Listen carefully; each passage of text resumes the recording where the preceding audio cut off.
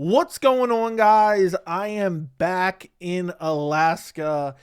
I leave to go to the beach for a couple days, and we have Maycee Barber pulling out of her fight against Erin Blanchfield at UFC Vegas 107, maybe, I think.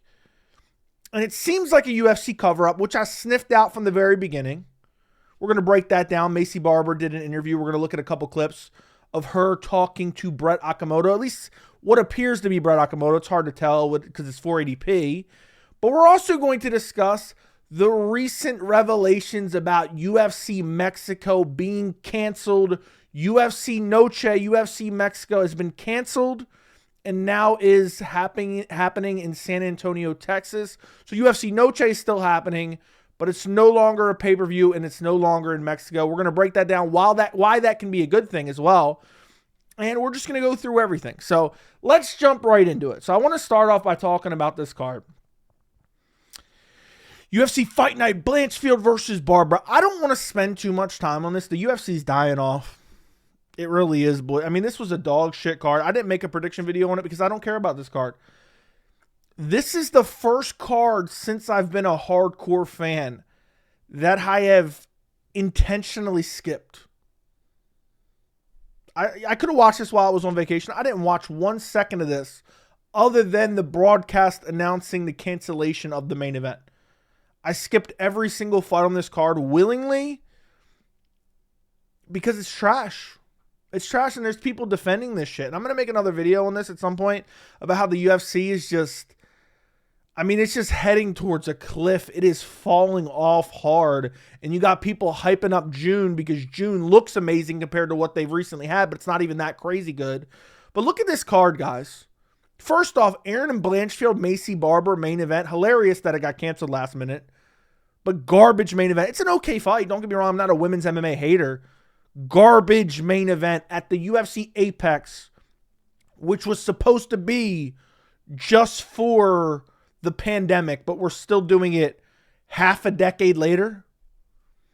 Look at this card. Gamrot versus Ludovic Klein was basically the main event. This was the only somewhat interesting fight on the entire card. Again, I didn't watch any of these fights. I'm just saying in terms of, looking at the card on paper, this was the only fight that was somewhat interesting. I know the betting guys, the betting bro, man, I got plus money on the dogs, man. The dogs are barking, and man, I gamble so much and I make so much money. Shut the fuck up. The betting people are ruining the sport because they allow the UFC to serve us this garbage. Ramiz Brahima versus Billy Ray Goff was essentially the co-main event. I mean, I'm not going to go over the rest of it. I'm not even going to mention these fights because I did not watch them. But this is dog shit. And I know there was a lot of fight cancellations. None of these fights would have saved the card. None of these cancellations. You end up getting 9 fights on quite literally the worst event in UFC history on paper, in my opinion. And then to top it all off, the main event gets canceled last second, which we're going to get into in a second because I believe there's a massive cover-up. We're going to get to that in a second. But I just wanted to cover this because this is an embarrassment, guys. This really is an embarrassment that people are acting like this is okay. I mean, the fact that in 15 years, I think I've missed one event outside of this one. If memory serves correct, I had to work and it wasn't the greatest card and it was an easy day at work. And I was like, you know what? I'll just work. I had kind of an option, but you get my point. And this is the first card that I said, you know what? I could watch it, but I'd rather not. I'd rather enjoy the beach. Probably got a couple kids I don't know about running around the Bahamas in about 9 months, 10 months from now. And I skipped this garbage. If you watched it and enjoyed this, I mean, more power to you. You're an embarrassment. And you are the reason we continue to get shit cards like this. So I just really wanted to cover this briefly in the beginning. I'm disgusted with it, guys. I'm disgusted with it. So you have a dog shit card, and then right before Erin Blanchfield and Maycee Barber are about to walk out, this pops up on screen. This is the only thing I watch from the card. I'm not going to play anything from this, but they come on screen. I said stream. I don't know why ESPN Plus sucks. and they announced that Maycee Barber's not walking. They seem baffled. They don't know what's going on. Look, Larasenko looks like she's seen a ghost. Daniel Cormier's texting. They don't know what's going on. But they seem very perplexed. And they're like, what's going on here? Essentially, they said that Barber started to walk out and then did not walk out. And I just find this, I sniffed this out from the very beginning. And while I was on vacation, I actually did a live stream right after this and said I didn't buy this for 1 second. If you're a member, you can still watch that stream. It's still up on the members tab, but you have to become a shill or a sycophant. Link is in the description. But I knew right away, I sniffed it out. I said, nope, not buying it, not buying. We have a medical event. We don't know what's going on. And she was supposed to walk out. They literally played the package right before she was about to walk out, and then she didn't walk out. You're telling me, I know sometimes there's a coincidence, but you're telling me right as she's about to walk out, she has a medical event and she can't walk out within a couple minutes of time that she's supposed to walk out? I'm not buying it at all. I wasn't buying it initially. Now, let me just say this before some people jump down in the comments and how dare you? If Maycee Barber, I said Barbara, had a true medical event, a seizure supposedly, which is what Aaron Blanchfield said, I wish her the best. That's horrible for that to happen to her. I'm not buying it for 1 second. Maycee Barber has been an industry plant for years. She's just never been able to get any, decent wins together up until now to really be promoted by the UFC. I don't know if it's because she's got a fat ass or she got her tits done or what, but Dana White's always hyped up Maycee Barber. And while they would be pissed that she potentially refused to come out because of anxiety or a panic attack, they would cover for her. One, because again, Dana likes her. But two, it's a horrible look on the UFC. It's a horrible look on the UFC because, wait a second, your main event isn't walking? Imagine the headlines. UFC fighter refuses to fight. Main event. It would be bad PR for the UFC. And also, to be honest, as shitty as this event was, it wasn't really Maycee Barber's fault. Oh, the main event got canceled. I mean, the main event wasn't saving the card anyway. If the UFC put on better events, it would have sucked, but it wouldn't have mattered that much because you would have had a decent co-main event. So did it really get canceled a few minutes before, or were they trying to convince her to come out? Because did they know about this for 20 minutes and then they're trying to convince Maycee to make the walk and then she doesn't want to come out, but then they're like, oh shit, how are we going to frame this because this is a horrible look for everyone involved? And they don't really say anything. And I know people are like, oh, HIPAA this and HIPAA that. That's not how it works. We're not going to dive into that, deep dive into that, but that's not how it works. And the UFC has multiple times announced on air, so-and-so has heart palpitations. Stefan Struve, Matt Mitrione, or so-and-so has an illness, or this or that. We don't get no info about what happened to Maycee Barber. No info at all. And then Aaron Blanchfield comes out and says, well, I heard she had a seizure. And then everyone runs with the fact that she has a seizure, which could be due to the weight cut. She had trouble cutting weight, and then she has fake tits now, which I'm sure doesn't help. And then Aaron Blanchfield goes, yeah, she's so unprofessional, I'm not fighting her again. And then people are jumping down Aaron Blanchfield. She's unprofessional for having a seizure. And I think she clarified that, but that's besides the point. We're not really getting into that. Not the UFC, not Maycee Barber, not her team has said that she has a seizure. Has not said that. Nobody has said what went on in the locker room. Well, luckily today, Maycee Barber did an interview with Brett Okamoto. I believe this is Brett Okamoto. I can't tell. I mean, this interview, this is what it looks like his quality's in, but apparently this goes up to 720p. I mean, this is, I don't even know what to say about this. But anyway, I mean, seriously, this is shocking quality. Look how shit this is. This man looks like he's being held hostage by a terrorist organization in the Middle East right now. And he's sending a video to plead for help. Okay? Some propaganda. This is really, really bad. I mean, this is a medium. What is going on? Okay, I'm going to stop. Anyway, we're finally going to get some answers straight from Maycee Barber. Let's find out what happened. Let's listen to Brett Okamoto ask her.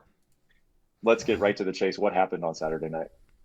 Yeah, I mean, for one, we really have, again, it's like I hate going back and being like, we have no answers, but we're not entirely sure what happened. Obviously there was a medical emergency.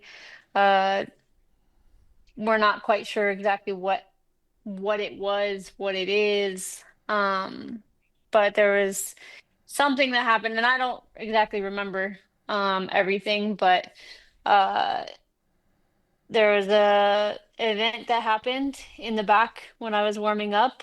Um, and the doctor, the commissioners, like everybody saw it. And But yet we have no answers. We don't know what the event was. Everybody saw the event. Everyone saw it. Don't take my word for it. Everybody saw it. I mean, I don't know if maybe I'm crazy, okay? Maybe I'm Mr. Tinfoil Hat conspiracy theorist here. But there was a medical event, and everybody saw the medical event. But by the way, this is an 18-minute interview, damn near. And literally, she said, I don't know, I don't know, I don't know, I don't know, I don't know. And I got a bold claim to make about this whole entire situation here in a second. But let's continue on. Listen to a little bit more. the commissioners were, I guess they were asking me if I was okay, and I was saying that I was, and then they didn't think that I was, and so they kept asking the coaches, and the coaches were like, again, I'm not entirely sure because it's hard for me to remember everything that happened, but from what I don't want to keep stepping on this because I want to listen to about 30 more seconds. Wait, the medical team is asking the coaches if she's okay? Is this not adding up to anybody else? Is that not what she just said? I'm gonna rewind back. Let's listen to it again. they were asking me if I was okay, and I was saying that I was, and then they didn't think that I was, and so they kept asking the coaches, and the coaches were like, again, I'm not entirely sure because it's hard for me to remember everything that happened, but from what I was told, like the coaches were like, oh, we're not quite sure, so they were trying to figure it out, and they ended up all going and getting the doctors, and next thing I know, I was in the back of a ambulance and being transported to the hospital. And then I stayed there and I was doing a bunch of tests and trying to figure out what was going on. It was not the plan. Uh, honestly, it wasn't at all what I expected. So it wasn't what she was expecting, and I guess then they went and got the doctor. So who was she saying was doesn't matter. Doesn't matter. They have no idea what happened, but she's not even describing like what was going on. Like I understand she may not remember if she had a seizure. She may not remember that. Most people do not remember when they have a seizure. But she would have known. She wouldn't just wake up in the hospital and be like, "Oh, okay, everything's great." No, she'd be like, "Oh, what happened? Oh, Maycee, you were staring blankly for 5 minutes, not responding to voice or questioning, or you were convulsing on the floor, or one of your eyes was sad." They would make up. They would tell her something. She would just say, "Oh, I don't know. It was a medical event." Just the way this is all framed tells me this is a massive cover up. Maybe I'm wrong. Maybe I'm wrong. There's a little bit more from this interview that I want to take a look at. Let's skip ahead. This is where she basically admits that it was an anxiety attack, a panic attack, which I feel for her. But that's basically what she says here. Listen to this. Because Brett actually, he didn't ask very many good questions in this interview, but this was actually a good question. Well, what exactly happened? Did you have a seizure? You have the right to your privacy. So anything you don't want to talk about. Erin said that, right away on the broadcast, she said that she was told of the seizure. You say that there was an event in the locker room. What was the event? Did you have a seizure? Yeah, why are you being so vague? What was the event? Yeah, well, we're not quite sure because I mean, nobody in the locker room was exactly, a doctor or a specialist necessarily. I mean, Dr. Davidson came in and he didn't say, "Oh, she's having a seizure." He said, "We have to get her looked at." He put me and he said, "We're going to get some answers." And so, So what was she doing? Was she shitting and pissing herself? Was she staring off into space? We don't have any answers. It's 18 minutes of I don't know. And again, if she had a legitimate seizure and she had to pull out of the fight, I feel for her 100%. This just isn't adding up. Oh, so what happened? We don't know. We don't know. We don't know. We don't know. And anyway, let's continue.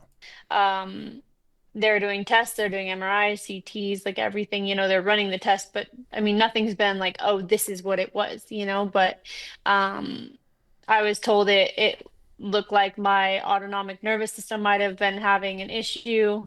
They said it looked like a pseudo seizure is what I was told. But It looked like it could have been a pseudo seizure. So what's a pseudo seizure? Oh, I pulled it up. Attacks that resemble epileptic seizures but are not caused by abnormal brain electrical activity. Instead, they are triggered by psychological distress. Read it for yourself. So, if they think that she had a pseudo seizure, essentially she had a panic attack in the locker room. That's what I'm understanding. Again, that's what I'm understanding here. They are triggered by psychological distress. She was so distressed that she had a main event against Erin Blanchfield on the shittiest card we've ever seen, that supposedly she had a pseudo seizure, allegedly, according to her. Now, I said I was going to make a bold claim about all this. I don't think we will ever get anything conclusive about what happened on this night. Maybe I'm wrong. And if I'm wrong, we'll talk about it in the future. I've made these types of claims before, and I'm like, look, right now we don't really know. We don't have the full information. We don't have the full scope, but I believe X, Y, Z. I believe we will never get any real clarity on this situation ever. I hope that I'm wrong. I would love to be wrong. I would love to know. But you're telling me she goes to the hospital, they have no idea what happened, and then they just send her home? Okay, everything's hunky-dory. If she's seizing up on the floor, she's convulsing on the floor, which, again, we don't even know that happened because she's saying she don't know, but I guess none of her cornermen told her. And then also, if she did have a seizure, was it due to the weight cut? Because she missed weight for a main event. So is she draining her body because she's always kind of had trouble cutting weight, and then she got a boob job, so maybe that makes it a little bit more difficult. She didn't make weight. Is she too dehydrated? Is her brain too dehydrated that she's having a seizure in the locker room? But also, what are the chances this would happen right before she walked out? So in my opinion, I'm not a medical doctor. We don't have the full scope of information. I'm just giving my opinion on a situation that happened while I was on vacation. I think she had a panic attack. She had an anxiety attack. She had heart palpitations. She was nervous. She didn't know what to do. That shit can be crippling. It can be crippling. And so she couldn't fight. But however you want to take that, if you want to say, oh, she's a bum, this or that, you want to crap on her for that, if that is the case, at the end of the day, they know it's bad PR. So they have to spin it another way, and then eventually people forget about it. They'll have short memories. I mean, the MMA community will bring it up every time she fights. Is she going to make it to the cage this time or what? But I believe we will never get any clarity, any real clarity on this situation about what actually happened. They'll throw their hands up. We don't know. We did all these tests. We never figured it out. But to top it all off, this is all suspicious. I mean, we're getting this. Maybe I'm crazy. Maybe I'm old-fashioned.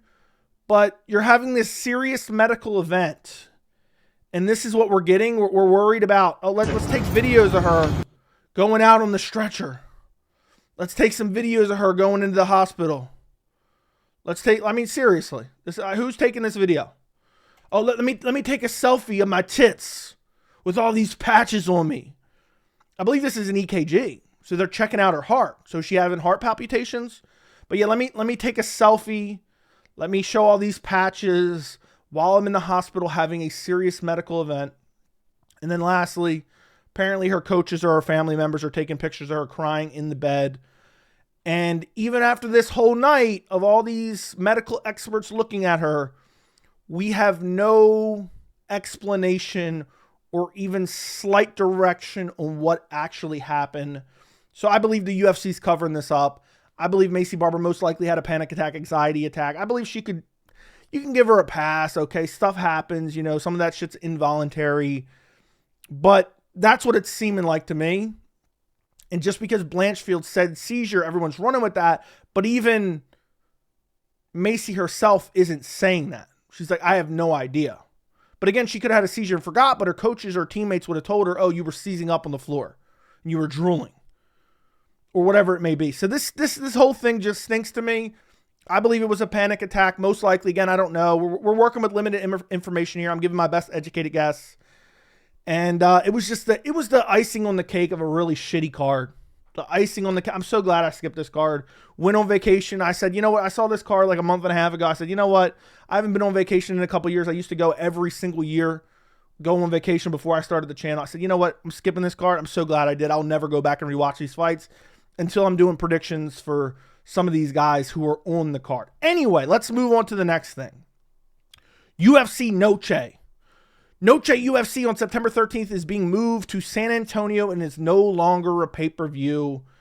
If you guys watch the live streams, I speculated on this about 2 weeks ago or so, because essentially the arena they were going to use in Guadalajara, Mexico was under construction and they were canceling events up until a certain point. I think it was like September 9th.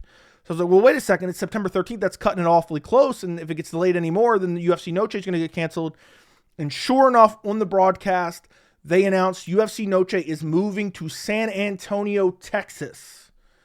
And also, the biggest part of the news, it is no longer a pay-per-view. I think this may be the best news we could have ever gotten, because I made a video recently that it appeared the UFC was going to make Alexander Volkanovski versus Yair Rodriguez for the featherweight title, which is an abomination to the sport. The entirety, 99% of the MMA community agreed for a change. They're like, wait a second, Yair's getting a title shot off one win over an unranked, washed-up Bellator fighter? What are we doing here? But they needed a headliner for a pay-per-view in Mexico. She's like, oh, we'll just give Yair a title shot because he's Mexican. Well, now it's no longer a pay-per-view. So that got me thinking. That's what I was about to say there. That has me thinking, well, what's going to be the main event of Fight Night card? It's not going to be a title fight, right? There's no way they're going to do Volkanovski Rodriguez title fight at UFC Noche. So you guys know what makes the most sense now. It's the fight we want to see anyway. Diego Lopez, Yair Rodriguez, book it, main event, UFC Noche. Done deal. Done deal, makes perfect sense. So I think the cancellation of the event happening in Mexico, the cancellation of UFC Mexico being a pay-per-view and now being in San Antonio as a fight night, I think may have actually saved the event. And also, I'm hoping and praying, the UFC really doesn't care what a lot of the fans think, but the overwhelming just disgust with the sport in terms of booking a Volkanovski Yair Rodriguez title shot was something I have not seen the MMA community really united on in a while. And so I'm hoping now they book Yair Rodriguez versus Diego Lopez main event for UFC Noche. Oh, they screamed at each other at the press conference. A lot of fans want it. It's a great matchup to begin with. But a lot of the like kind of casual, more WWE style fans are like, yeah, man, these two grown men yelled at each other. They were on a press conference, brother, and they yelled at each other, man. Just bleed, bro. They want that. And it has a little bit of a backstory, you know, and it's also a good matchup to begin with. So that leaves Volkanovski without an opponent. Well, I'll be damned. I know, you know, it's been talked about multiple times, Movsar Evloev versus Aaron Pico. It's not been 150% confirmed. I've talked about it in 2 videos. It's not 100% confirmed. I'm hoping the UFC does the right thing here. I think the UFC has the opportunity to really do the right thing here. Scrap this fight. Scrap this fight. There's no sense in making Movsar Evloev fight Aaron Pico. A Bellator failure debutante fighting 19-0 Movsar Evloev makes zero sense. The fight to book is Alexander Volkanovski versus Movsar Evloev for the featherweight title. Volkanovski has said he wants it. He wants to take that O. Evloev is the most deserving contender. Diego Lopez already jumped over him, who Evloev already beat and has a much longer win streak. So, if the UFC has any integrity, what they need to do is book Alexander Volkanovski versus Movsar Evloev. There's rumors of a potential Australian pay-per-view or an Australian fight night. I don't know if they would do it on a fight night. But even if it's not, I mean, they could throw Volkanovski versus Evloev on the August pay-per-view UFC 319. That could be a co-main event right there. Boom, you got Dricus du Plessis versus Khamzat Chimaev in the main event. Co-main event, Alexander Volkanovski versus Movsar Evloev. Done. Co-main event doesn't need to do any heavy lifting because you got the best title fight of the year in Duplessis versus Chimaev for the middleweight title as the main event. So I'm hoping the UFC is like, you know what? Let's rearrange our plans. Let's get away from Movsar Evloev versus Aaron Pico. Let's do the right thing. It'll actually be good press. The UFC can be like, look, we heard feedback from the fans. We try to make the fights the fans want to see. We're booking Alexander Volkanovski versus Movsar Evloev. And that's a damn good matchup, in my opinion, as well. So I'm hoping that's what happens. If they don't book Diego Lopez, Yair Rodriguez for the main event in Noche, massive fumble by the UFC. But yeah, that's what I'm hoping happens ultimately.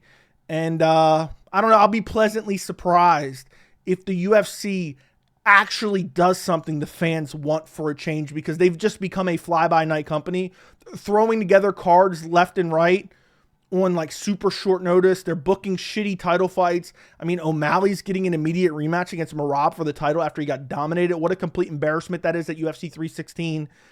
We're getting Charles Oliveira getting a title shot, which people aren't complaining about that much, but it should be Arman Tsarukyan.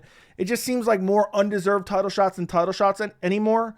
So I'm hoping now that UFC Noche is no longer a pay-per-view, we throw away Yair getting a title shot. It was a horrible idea to begin with. We give the rightfully deserving #1 contender in Movsar Evloev his shot against Volkanovski. And that's what I'm hoping for, regardless of what event it's actually on. But let me know what you guys think about all this down in the comments. Like the video, subscribe to the channel, and thank you so much for watching.